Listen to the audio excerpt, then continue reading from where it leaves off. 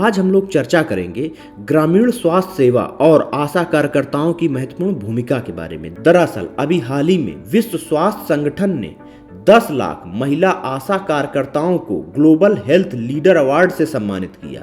ये सम्मान उन्हें ग्रामीण क्षेत्रों में स्वास्थ्य सुविधाएं पहुंचाने के लिए और कोरोना महामारी के दौरान फ्रंटलाइन वर्कर के रूप में काम करने के लिए दिया गया है और यह एक भारत के लिए भी महत्वपूर्ण उपलब्धि है।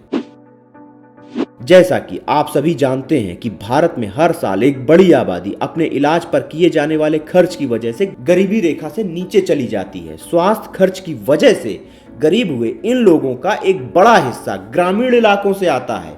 इस समस्या के संबंध में विभिन्न स्वास्थ्य सर्वेक्षणों ने एक बात साझा कही है, जिसके अनुसार यदि समय पर इनकी बीमारियों का पता लगा लिया जाए और उनका इलाज आसानी से उपलब्ध हो तो ये बेहद कम खर्च पर बीमारियां ठीक की जा सकती हैं। यदि हम इस बात की पड़ताल करें कि आखिर इन्हें गांव में ही उचित इलाज क्यों नहीं मिल पाता है, इस सवाल का जवाब 2 बातों में छिपा है। पहली बात तो यह है कि अपने स्वास्थ्य को लेकर यहां उस तरह की जागरूकता नहीं पाई जाती है जैसी शहरी या अर्ध शहरी क्षेत्रों में होती है। और ऐसा नहीं है कि ये जो ग्रामीण लोग होते हैं इन्हें अपने स्वास्थ्य की चिंता नहीं है, बल्कि इसका कारण उनकी गरीबी है। वे दिन रात काम करते रहते हैं और अपने स्वास्थ्य की देखभाल पर ध्यान ही नहीं दे पाते हैं। दूसरी बात, गांव और उससे सटे इलाकों में अभी भी स्वास्थ्य अवसंरचना उतनी मजबूत नहीं हुई है। इस समस्या के समाधान के लिए हमारी सरकार लगातार प्रयास कर रही है। जैसे कि अक्टूबर 2021 में इसी उद्देश्य से पीएम आयुष्मान भारत अवसंरचना योजना का आरंभ किया गया ताकि स्वास्थ्य और आरोग्य उत्कृष्टता केंद्रों की संख्या बढ़ाई जा सके। इसके साथ ही पोषण मिशन आदि अनेक कार्यक्रम भी चलाए गए ताकि लोगों में जागरूकता पैदा की जा सके। लेकिन ग्रामीण स्वास्थ्य जागरूकता के सृजन के लिए सबसे बड़ी बाधा यह थी कि उन्हें किस तरह से यह समझाया जाए कि वे अपने स्वास्थ्य को लेकर जागरूक हों। इसके लिए यह आवश्यक है कि स्थानीय समुदाय के लोग ही अपने लोगों के बीच में जाकर स्वास्थ्य संबंधी जागरूकता फैलाएं और छत्तीसगढ़ में कुछ इसी तरह के मॉडल पर काम भी किया गया है। छत्तीसगढ़ के मिटानीन मॉडल के तहत हर 50 घरों और 250 व्यक्तियों पर एक स्वास्थ्य कार्यकर्ता होता था।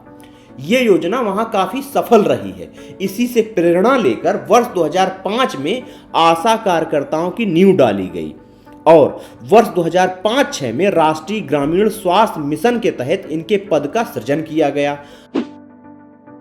आशा कार्यकर्ताओं से तात्पर्य मान्यता प्राप्त सामाजिक स्वास्थ्य कर्मियों से है, जो ग्रामीणों में स्वास्थ्य जागरूकता का सृजन करती हैं और उन्हें स्वास्थ्य केंद्रों से जोड़ती हैं। चूंकि इन आशा कार्यकर्ताओं को चुनने का मानक उनकी स्थानीयता थी, तो इनकी स्वास्थ्य कुशलता के पहलू पर आरंभ में पर्याप्त ध्यान नहीं दिया गया। महज 8वीं उत्तीर्ण एक महिला जो 25 से 45 आयु वर्ग की हो और विधवा, शादीशुदा या तलाकशुदा हो, वो इस पद की दावेदार है। इसके साथ ही इन्हें चुनने में गांव के मुखिया व पंचायत कर्मियों की महत्वपूर्ण भूमिका होती है। लेकिन एक समस्या यह पैदा हो गई कि इन आशा कार्यकर्ताओं को अधिक कार्यकुशल कैसे बनाया जाए। इस समस्या के समाधान के लिए इन आशा कार्यकर्ताओं को ग्रामीण स्वास्थ्य अवसंरचना के प्रमुख वाहक अर्थात एएनएम और आंगनबाड़ी कार्यकर्ताओं के साथ जोड़ा गया। अब ये तीनों एक साझे उद्देश्य के साथ काम करती हैं। आशा कार्यकर्ताओं का मुख्य जो काम है वह है ग्रामीणों को स्वास्थ्य के विषय में जागरूक करना और उन्हें स्वास्थ्य केंद्रों तक पहुंचाना। एक गांव में आंगनबाड़ी एकीकृत बाल विकास योजना के तहत जच्चा बच्चा और शिशु स्वास्थ्य के लिए काम करता है। अब आशा एक सेतु की भांति प्रसूता को आंगनबाड़ी केंद्रों से जोड़ती है ताकि महिलाओं को प्रसव पूर्व उचित पोषण मिल सके और सरकार के द्वारा जो योजनाएं चलाई जा रही हैं उनका पूरा लाभ मिल सके। इसके अलावा एएनएम को प्रसव के दौरान की जाने वाली देखभाल के संबंध में और इस दौरान ली जाने वाली दवाइयों की आवश्यक खुराक के संबंध में पर्याप्त जानकारी होती है।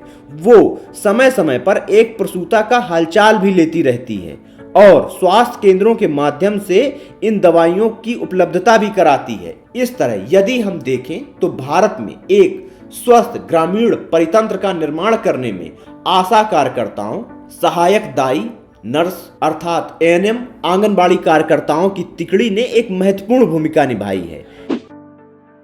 इनमें से भी एएनएम और आंगनबाड़ी कार्यकर्ताओं को तो एक स्थायी वेतन मिलता है, मगर आशा कार्यकर्ताओं की कोई निश्चित आय नहीं है। इन्हें केवल मामूली मानदेय मिलता है, जबकि इनके कार्य का दायरा आज काफी बढ़ चुका है और इनके कार्य को देश के साथ ही विदेशों में भी रिकॉग्नाइज किया जा रहा है। आज इनके काम का ही प्रभाव है कि भारत के ग्रामीण इलाकों में कोरोना महामारी इतनी विकराल नहीं हुई है। आशा कार्यकर्ताओं के इसी महत्व को रेखांकित करने के लिए विश्व स्वास्थ्य संगठन ने इन्हें ग्लोबल हेल्थ लीडर का अवार्ड दिया है। अतः अब आवश्यकता इस बात की है कि भारत सरकार भी इनके हितों के लिए पर्याप्त प्रावधान करे और इनको कुछ ऐसे इंसेंटिव उपलब्ध कराए ताकि ये अपने कार्य को और भी कुशलता और उत्साह के साथ कर सके और हमारे ग्रामीण भारत को स्वस्थ, समृद्ध और संपन्न बनाने में अपना योगदान दे सकें। धन्यवाद।